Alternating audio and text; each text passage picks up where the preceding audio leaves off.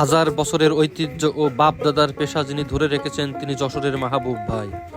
নিজের ক্ষেতের উৎপাদিত বাছাই করা সরিষা থেকে কাঠের ঘানির মাধ্যমে তেল বের করে জীবিকা নির্বাহ করছেন। তিনি এই কাঠের ঘানির মাধ্যমে কিভাবে তেল মাড়াই করে তার সমস্ত প্রসেস এই ভিডিওতে দেখানোর চেষ্টা করব। তো ভিডিওটি না টেনে কন্টিনিউ দেখতে থাকুন এবং এমন ইন্টারেস্টিং ভিডিও পেতে পেজটি ফলো করে পাশেই থাকুন।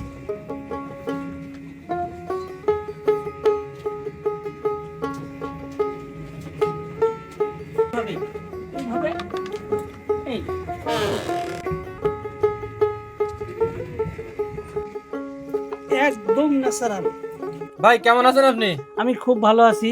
আচ্ছা ভাই, আমরা দেখছি এই যে মেশিনে ঘুরে ঘুরে সরিষা মাড়াই হয়, আর মাড়াই হওয়ার পরে এখান থেকে তেল ওই নিচেই পড়ে। তা আপনার এই প্রযুক্তি আপনার মাথায় কিভাবে আসলো? আগে আপনি শুনছি যে এখানে গরু দিয়ে এভাবে ঘুরে ঘুরে এই সরিষা মাড়াই হতো, এখন দেখছি আমরা এই যে মেশিন সেট করেছেন, এটা আপনার মাথায় কিভাবে আসলো ভাই?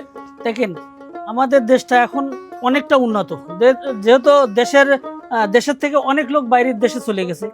ঠিক আছে, বাইরের দেশে যাই তো উন্নত, আর আমরাও বাইরে ছিলাম, তারপর দেখলাম যে কিভাবে উন্নত করা যায়।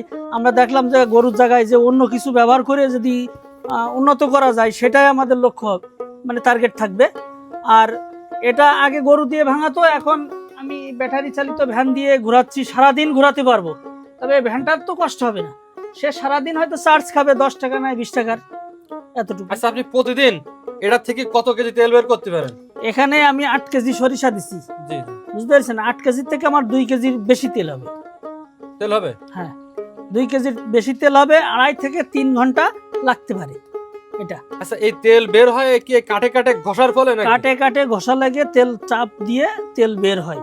আচ্ছা, এই তেল আমরা খাওয়া বাজার কি কি কাজে ব্যবহার করতে পারবো? খাবেন, পরবেন, মাখবেন, ড্যান্সও করতে পারবেন, বুঝতে পেরেছেন? এই তেল আসলে একটা ঔষধি তেল বলা, আসলে আপনারা যদি তেল বলেন তা আপনাদের কোনো একদিক থেকে হয়তো ভুল হতে পারে, বুঝতে পেরেছেন? এটা তেল না, আসলে ঔষধ। আপনি দেখেন এই তেলটা ঠান্ডা লেগেছে, আপনি মাখেন, 2-1 দিন মাখার পর দেখবেন আপনার ঠান্ডা হয়তো সারে যেতে পারে। বাচ্চারা অনেকে ঠান্ডা পায় বেশি, শীতের সময় বাচ্চারা ঠান্ডা পায় বেশি, এই তেলটা বাচ্চাদের গায়ে বেশি বেশি করে লাগান, আপনার বাচ্চা মনে হয় তো ভালো হয়ে যাবে, আল্লাহ পাক এতেই মুক্তি করবে। তেল মাড়াই কতদিন যাবত এই কাজ করেন? এটা 3 বছর রানিং চলতেছে। আমার বাবা করতো, আমার বাবারটা দেখছি, কিন্তু আমি এখানে আসছিনি, কোনোদিনও দেখিনি।